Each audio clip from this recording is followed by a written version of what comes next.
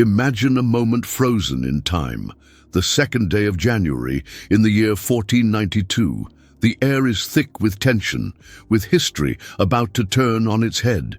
For nearly 800 years, the Moorish kingdoms had painted the Iberian Peninsula with a vibrant brush of culture, innovation, and extraordinary complexity. Picture Granada, the last jewel of Moorish civilization, its magnificent palaces and fortresses standing as a testament to 8 centuries of Islamic rule. On this crisp January morning, something extraordinary happens. The last Moorish kings of Granada kneel before the Catholic monarchs, surrendering the keys to a city that had been their home, their heart, their entire world. But here's the burning question that echoes through centuries. What could possibly drive a civilization to expel the very people who had helped build its wealth, its culture, its very identity? For generations, an extraordinary mosaic of cultures had coexisted in the Iberian Peninsula. Muslims, Christians, and Jews lived side by side, creating one of the most advanced and intellectually vibrant societies in medieval Europe. Scholars were exchanging ideas, philosophers were debating in grand libraries, and artisans were creating breathtaking works of art that would inspire generations to come. And then, in 1492, everything changed. The Reconquista, that centuries-long Christian campaign to reclaim the peninsula, had reached its dramatic conclusion. The Catholic monarchs, Ferdinand and Isabella, made a decision that would reshape the destiny of Spain forever. In their eyes, it was time to purify the land, to create a singular, unified and strictly Catholic kingdom. Today, we're going to pull back the curtain on this extraordinary moment in history. We'll uncover the hidden stories, the political intrigues, and the human drama behind one of the most profound cultural transformations in European history. What secrets lie behind the expulsion? How did this single decision forever alter the course of an entire civilization? Are you ready to dive deep into the mysteries of empires, to unravel the complex tapestry of medieval power and passion? Then stay with us. Like and subscribe to the Medieval Archives and don't miss a single episode of our journey through history's most fascinating moments. The story of the Moors is about to unfold. Close your eyes and imagine a besieged city. Walls that once seemed impenetrable now crumbling under the relentless pressure of history. Granada, the final stronghold of Moorish power in Iberia, stood as the last beacon of a civilization that had illuminated the peninsula for nearly 800 years. The siege was not a matter of days or weeks, but years. Imagine the tension, the desperation, the slow suffocation of a once mighty kingdom. Every stone of Granada's magnificent walls told a story of resistance, of hope, of an ending that seemed both inevitable and impossible. At the center of this epic drama stood Boabdil, the last Muslim king of Granada. Young, passionate, but ultimately overwhelmed by forces far greater than himself. Picture a man carrying the weight of an entire civilization on his shoulders, knowing that with his surrender, centuries of cultural brilliance would be forever changed. And here's a story that has echoed through centuries, a moment of raw human emotion that captures the entire tragedy of conquest. As Boabdil left Granada, defeated and broken, something extraordinary happened. He wept.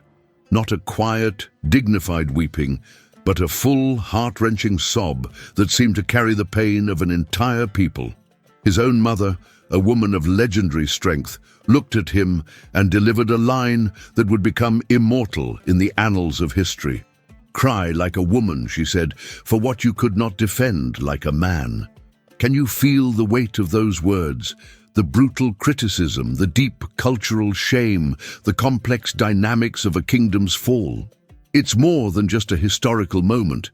It's a deeply human story of loss, pride, and the brutal mechanics of power. Boabdil's surrender marked more than just the end of a kingdom. It was the final chapter of a remarkable era of cultural coexistence, of intellectual brilliance, of a society that had once been the most advanced in the known world.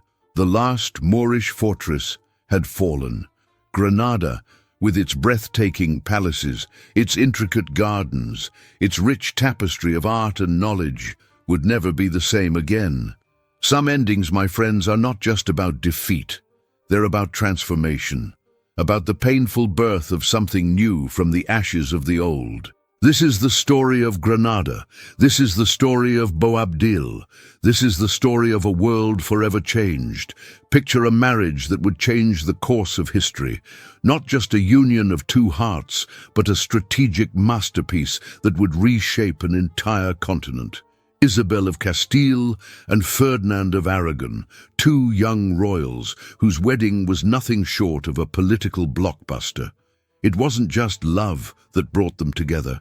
This was a calculated dance of power, a chess move that would transform the fragmented Christian kingdoms of the Iberian Peninsula into a single, formidable nation. Imagine the political genius behind this union.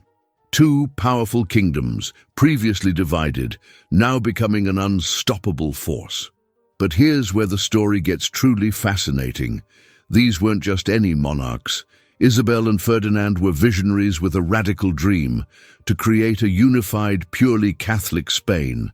And they were willing to do whatever it took to make that dream a reality. The expulsion of the Moors wasn't just a religious crusade. It was a carefully orchestrated plan of national transformation. But here's the cruel irony that makes this story so complex. The very people they sought to remove were the backbone of their economic success. Think about it. The Moors weren't just inhabitants. They were the master craftsmen, the brilliant physicians, the agricultural experts who had transformed the Iberian landscape. Fields that were once barren now flourished. Cities buzzed with technological innovations. Medical knowledge that would have taken centuries to develop was already thriving. And now these Catholic monarchs were about to tear it all apart. Imagine the conflict. On one side, a vision of religious purity. On the other, the brutal economic reality. Entire industries would collapse. Farms would go untended. Workshops would fall silent, all in the name of creating a pure Spanish identity. It was a decision that would echo through centuries, a moment when religious ideology would triumph over economic common sense, when the dream of uniformity would override the messy, beautiful reality of cultural diversity. Isabel and Ferdinand weren't just monarchs. They were architects of a new world order. A world where religious unity mattered more than the intricate social fabric that had made their kingdoms great. Some revolutions are born of wisdom, others of a blind determination that sees only one path forward. This is the story of how Spain was born, not with a whimper, but with a thunderous, irreversible transformation. Imagine a choice that would tear families apart, a decision so brutal, so final, that it would force an entire people to choose between their deepest identity and mere survival. This was the Edict of Granada, a decree that would become one of the most traumatic moments in Spanish history. The message was crystal clear and utterly merciless. Convert to Christianity or leave everything behind. Your home, your land, your entire world. Just like that. Picture a family huddled together, watching everything they've known for generations crumble around them. Their ancestors had called this land home for 800 years. And now they were being told they were strangers in their own homeland. But humans are survivors. And survival often means wearing a mask. Enter the Moriscos, a term that would become synonymous with secret resistance. On the surface, they appeared to convert. They attended Christian masses. They dressed like their new rulers. They spoke the language of those who conquered them. But behind closed doors, a different story unfolded. In the privacy of their homes, they continued to pray to Allah. They maintained their traditions, whispered their true prayers, kept their real identity alive in hushed conversations and hidden rituals. Imagine the psychological toll of living such a double life, the constant fear, the silent rebellion. Some would pray facing Mecca while appearing to kneel before Christian altars. Others would preserve their sacred texts, burying them or hiding them in walls, passing down their true beliefs from generation to generation. This wasn't just about religion. This was about cultural survival, about keeping a flame of identity burning when everything around you wants to extinguish it. Hey, history lovers! Did you know that many Moors continued practicing their faith in secret, even after forced conversion? Wild, right? If you're loving this deep dive into the hidden stories of history, smash that like button, share this video, and subscribe to the Medieval Archives. And here's a question that will haunt you. What would you do if your entire existence, your cultural identity, was reduced to a brutal choice between conversion and exile? Spain thought it was creating uniformity, but what it actually created was an underground world of resilience, of hidden memories, of an identity that refused to be erased. Some stories can be suppressed, but they can never truly be destroyed. Imagine a world of shadows, where every whispered prayer could be a death sentence, where your very identity was a crime. Welcome to the world of the Moriscos, a people trapped between survival and resistance. The Spanish Inquisition was not just an institution. It was a machine of terror, a relentless hunting apparatus designed to root out anyone who dared to be different. And the Moriscos were their primary target. Picture secret investigators lurking in neighborhoods, listening at doorways, watching every movement. A dropped prayer bead, a remembered Arabic phrase, a hint of an old tradition. Any of these could be enough to bring the full fury of the Inquisition down upon an entire family. These weren't just investigations. These were psychological warfare. Families lived in constant fear. Imagine having to forget your grandmother's recipes, to hide your traditional clothes, to pretend that generations of culture could be erased with a simple baptism and a forced prayer. But humans are not easily broken. In 1568, something extraordinary happened. The mountains of Las Alpujarras erupted in rebellion. This wasn't just a revolt. This was a desperate cry of a people refusing to be erased. For 3 years, the Moriscos fought with everything they had. Farmers became warriors, craftsmen became strategists. An entire community said, "No more." They knew the odds were impossible. The Spanish royal armies were powerful, organized, ruthless. But the Moriscos had something more powerful: hope. The hope of preserving their identity, the burning desire to remember who they truly were. Imagine fighting not just for land, but for the right to exist, to pray, to remember. Some rebellions are lost on the battlefield, but they win something far more important: the right to be remembered. The revolt of Las Alpujarras was crushed, brutally, completely, but it was not forgotten. Every culture has its moments of resistance, moments when people say, "You can take our land, but you cannot take our soul." This is the story of the Moriscos, a story of survival, of resilience, of a people who refuse to be silent. Imagine trying to erase a culture, only to discover that culture is so deeply woven into the fabric of your existence that it's impossible to remove. This is the extraordinary story of the Moorish legacy in Spain, a tale of cultural resilience that defies every attempt at erasure. Close your eyes and walk through the streets of Spain. Every word you speak, every bite you eat, every building you admire, it's breathing with Moorish DNA. Let's start with language. You think you're speaking Spanish? Think again.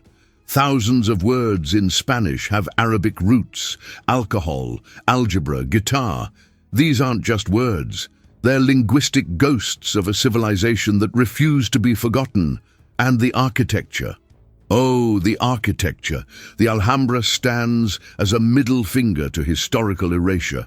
Those intricate tiles, those breathtaking arches, those mathematical patterns that dance across walls. This is more than a palace. This is a statement. Imagine the most stunning building you've ever seen. Chances are, if it's in Spain, it's whispering a Moorish story. Science, The Moors were light years ahead of their time. While much of Europe was stumbling in the dark, Moorish scholars were developing advanced mathematics, pioneering medical techniques, creating astronomical instruments that would make modern engineers weep with joy. And the food. Sweet merciful heavens, the food. Every time you bite into a dish with saffron, every time you enjoy a sweet made with almonds, every time you savor a recipe with cumin, you're tasting history. You're consuming a cuisine that survived centuries of attempted cultural genocide. Here's the ultimate historical irony. Spain tried to wipe the Moors from existence, expelled them, persecuted them, forced them to convert, tried to erase every single trace of their civilization. And yet, their culture lives, stronger than ever, in the language whispered in the streets of Madrid, in the tiles of Granada, in the recipes passed down through generations, in the very soul of Spain itself. Some cultures can be expelled from a land, but true culture is immortal. The Moors may have been forced out, but they were never, ever truly gone. History isn't just a collection of dates and battles. It's a mirror. A brutal, unforgiving mirror that reflects our deepest human impulses. The expulsion of the Moors wasn't just a moment in Spanish history. It was a pivotal crossroads of human experience. The moment when a society chose uniformity over diversity, purity over complexity, fear over understanding. Imagine erasing an entire civilization, not just its people, but its music, its knowledge, its very soul. Spain traded a rich, vibrant tapestry for a single-colored cloth. A monolithic Catholic kingdom that thought uniformity was strength, but was it worth it? The cultural wealth lost in those moments can never be fully recovered. Generations of knowledge, centuries of innovation, entire universes of human experience wiped away in the name of religious conformity. And here's the most terrifying question. Are we any different today? How many times have we seen nations, societies, groups try to erase those who are different? How many times has fear triumphed over understanding? Some lessons of history are written in blood. Some are written in the silence of lost cultures. If you've been blown away by this journey through one of history's most dramatic transformations, here's what you can do. Hit that like button. Share this video with everyone who loves a story that makes you think. Subscribe to the Medieval Archives, your portal to the most incredible stories that shaped our world. Because history isn't just about the past. It's a warning, a beacon, a reminder that our differences are not our weakness, they are our greatest strength. Until the next adventure through time.